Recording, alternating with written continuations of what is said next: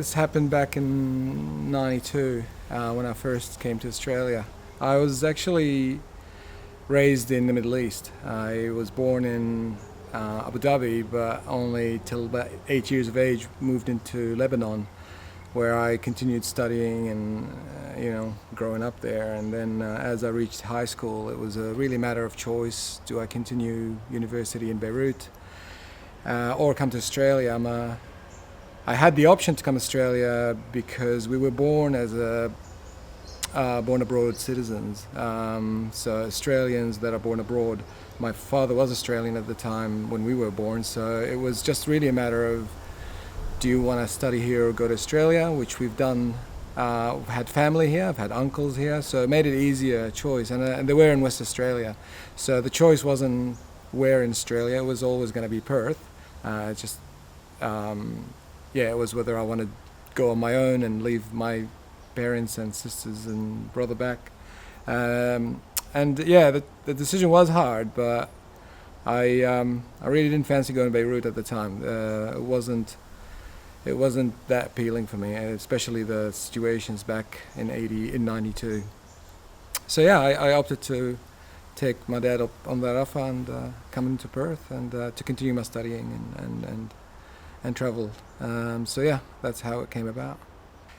So when I came to Perth, I had to reassess my qualifications. So back in Lebanon, I've actually finished up my year 12, if you like, over there. But when I came here, they asked me to do a tertiary, tertiary study, which is effectively a DURI 12 do-over, purely because of the English language. I didn't really have a good grasp on my English language.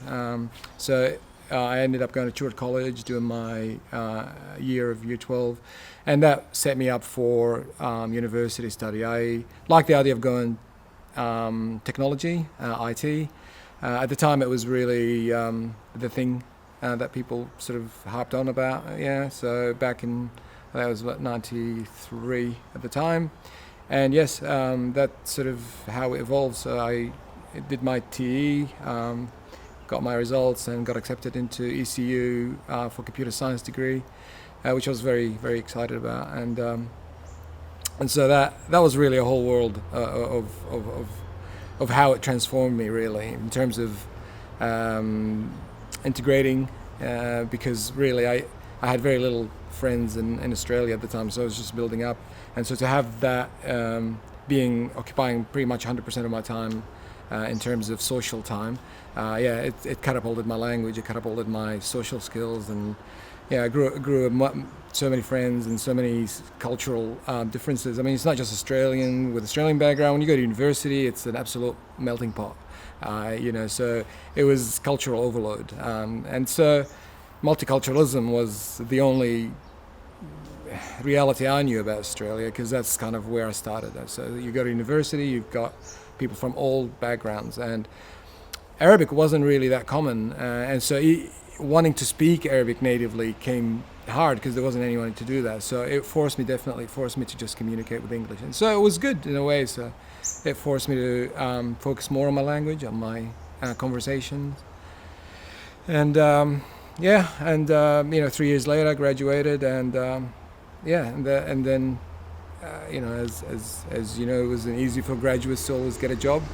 A little bit by little bit, applying for 6 months. I remember 6 months of going to jobs, and you started getting desperate. Any job, anything.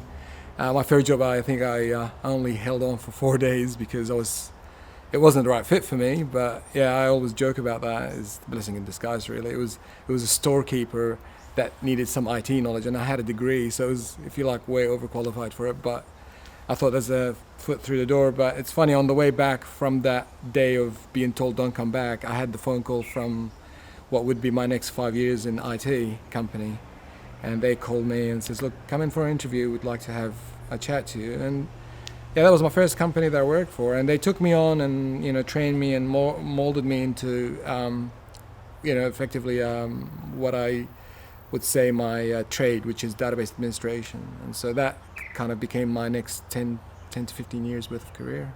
Well, West Australia is home for me. I do have some friends and some distant family back in Lebanon, but I don't really have, if you like, anything to go back to live back there. I'm young when I moved, so I was 18, if you like, so it was pretty much the start of my life. I've established myself here. I've got more here than anywhere else. I've got all my uncles are here. My mom is here. My brother is here. Yeah, even until recently, both my sisters were living here. So now they've married and moved abroad. So yeah, I mean, to me, it is home. It's really primary home. It's not a, if you like, a short stop and then ultimately I'll go back. That's not how I think about it. This is my home. I love Perth, and I actually even I'm constantly blogging on Facebook how beautiful Perth is. This is my home, and I'm proud of it, and I wouldn't swap it for anything else. But what keeps me going is multiple things, But it's mainly the people, it's the company, it's just the weather, the various things about the beauty of Perth. So Perth to me is home, and I got no alternative, if you like, or nothing to look out to. We go holidays, we see different parts of the world, and it's all beautiful, but it's always just a holiday. You always want to come back home, and this is home. For me, Perth is my home.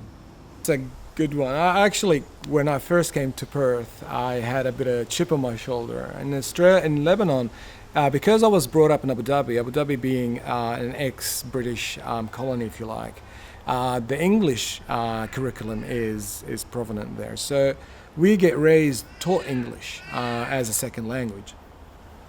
So when we moved to Lebanon, it was French that's prominent there. So we had to look very hard to find English second language schools in Lebanon to carry on my English learning. So we did that. And I was pretty much learning English throughout my studying. So coming to Australia, I'm like, too easy. I'll just bag that in. It's not going to be an issue. Going to the airport, just as I'm arriving, I really had to focus on the immigration and the custom officer, what he's asking me, because I knew it's English, but I couldn't get a lot of the dialect of it. An Australian dialect, it's not a subtle dialect. And I didn't know that. I really didn't know. My experience of Australian dialect is Mad Max, and I think they spoke two sentences in that movie. So I didn't really know much about it. So yes, it was a bit of a shock, because coming in and thinking I've got English, I could probably work things out. I could read things, maybe fill a form in, but really to converse with someone, it was a completely different ballgame. I quickly realized, I had a problem here. I had to deal with it. So the accent was something I had to quickly come to grasp with. I understand what Australian sense of humor to me is the funniest now. But when I came in, I really had to think, is he serious?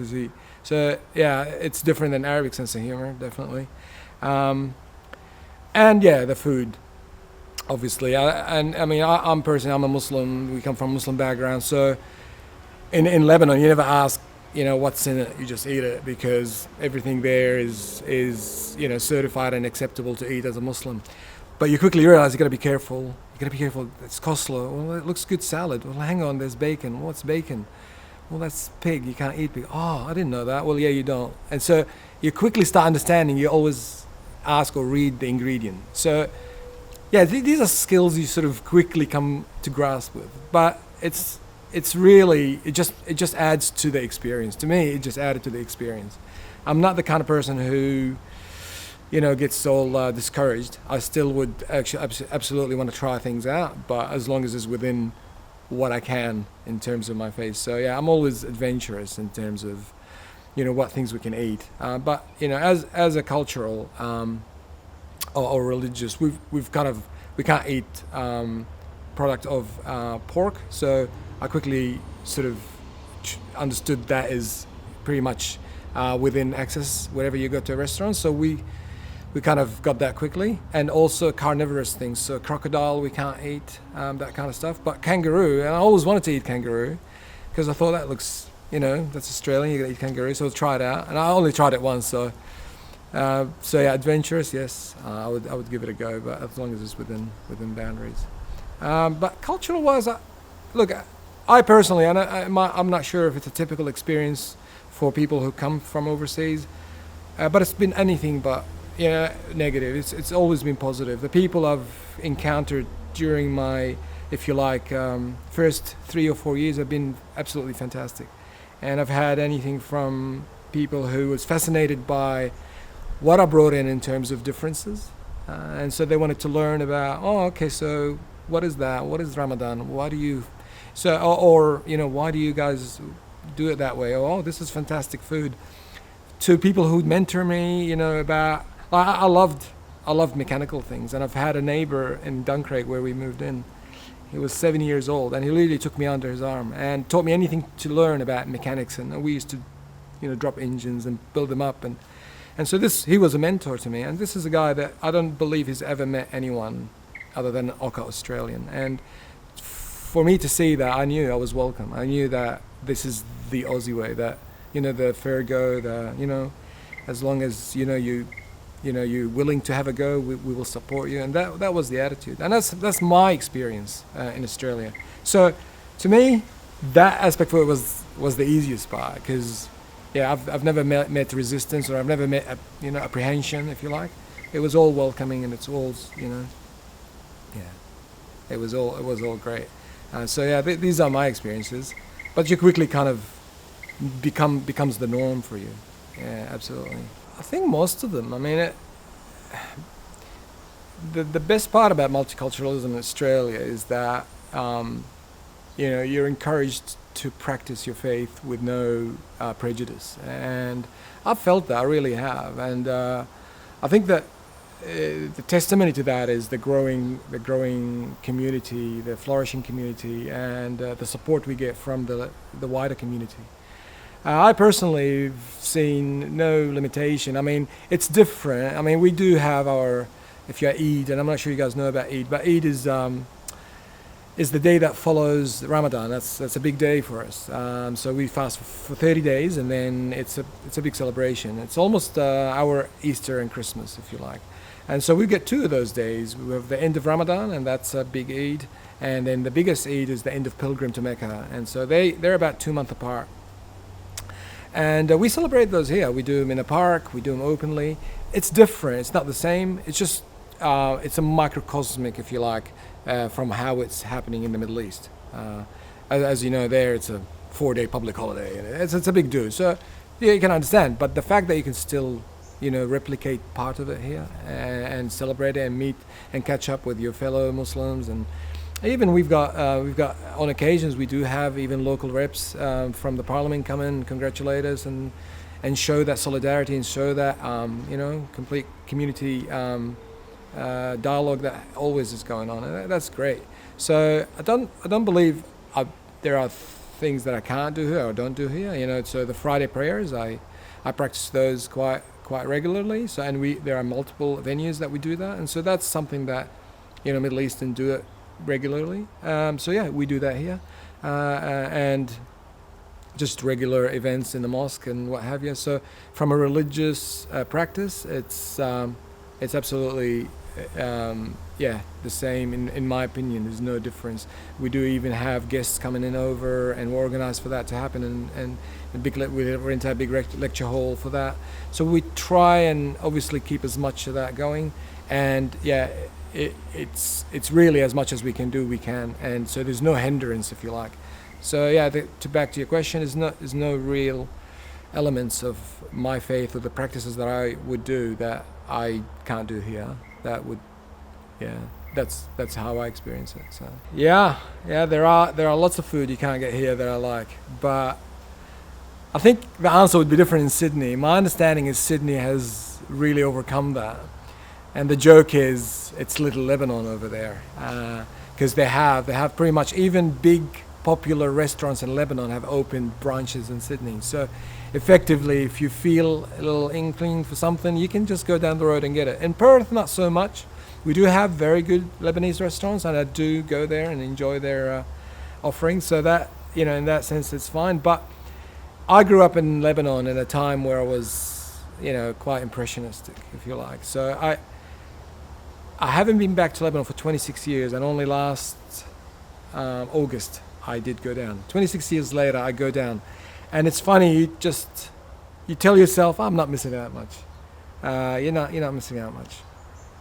But the minute you bite into that ice cream that you bit in when you were 5 or 6 or 7 years old, it just all these memories come back to you, and that's what it was. It was nostalgia more than anything. It's not like you can't get an ice cream here. It's just a specific flavor in that ice cream.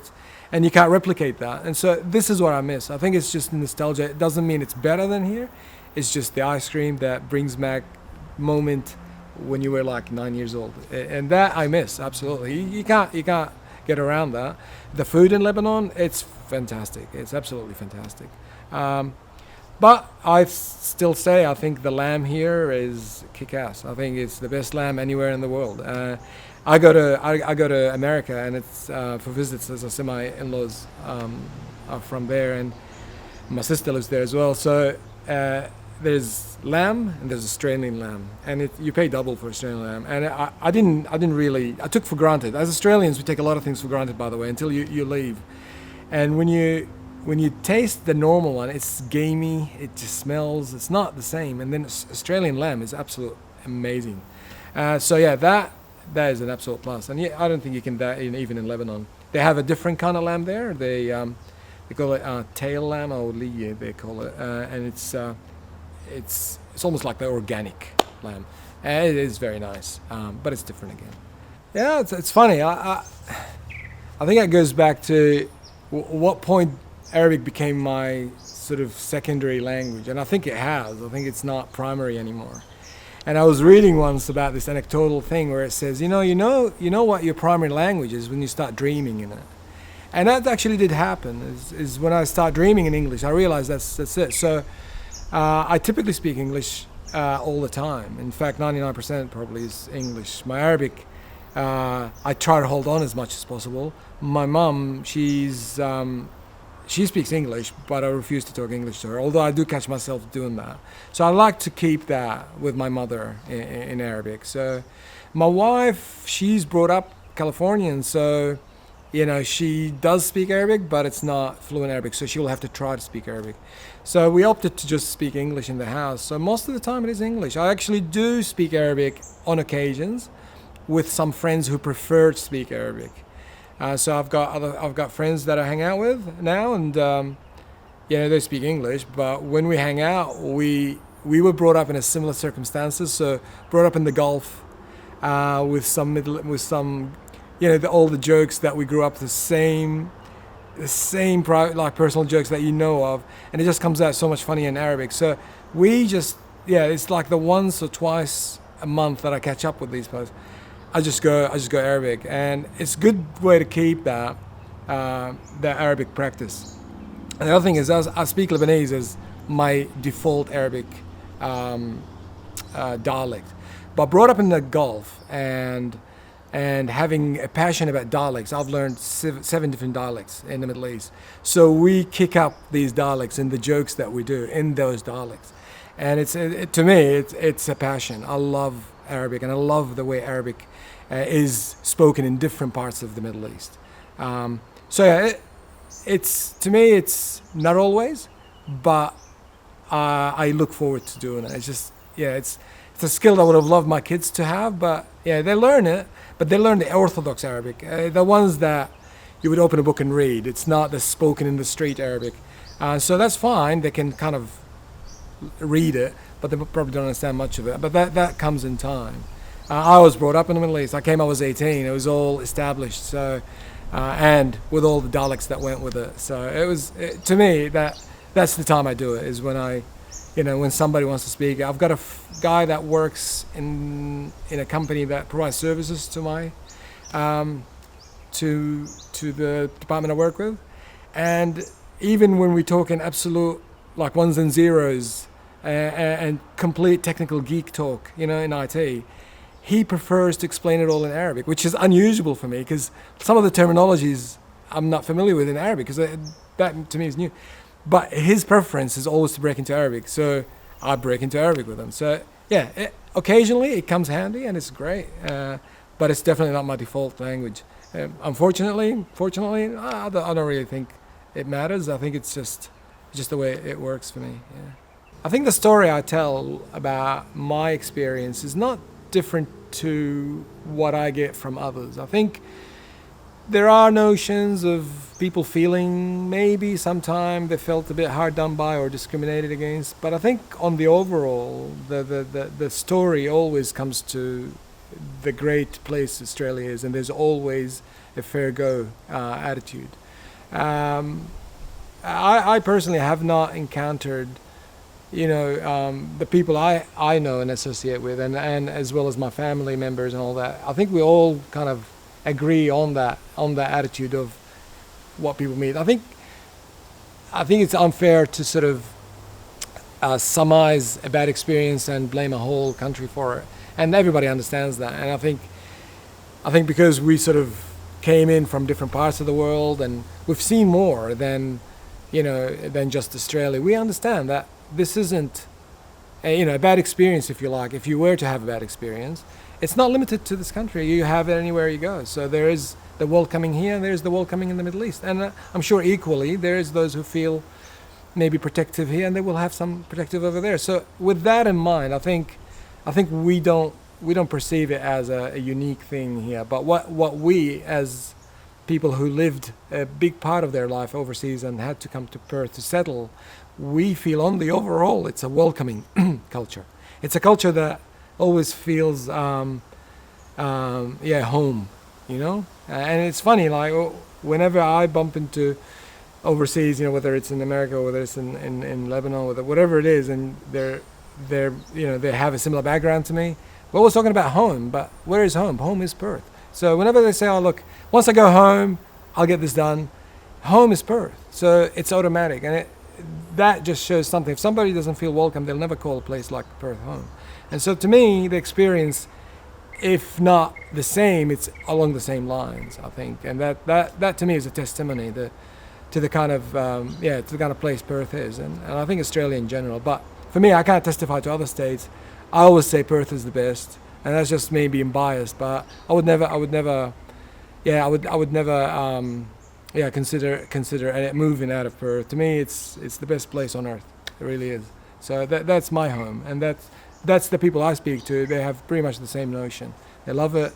They live different parts of Perth, and there's a south and north and wherever. But in the end of it is it's a good place wherever you live. It really is. It has so much to offer, and it's safe, and it's the opportunities of work, and and the weather and the beach. If I have to say. So the experience is not different. It might vary in intensity, but it's not different.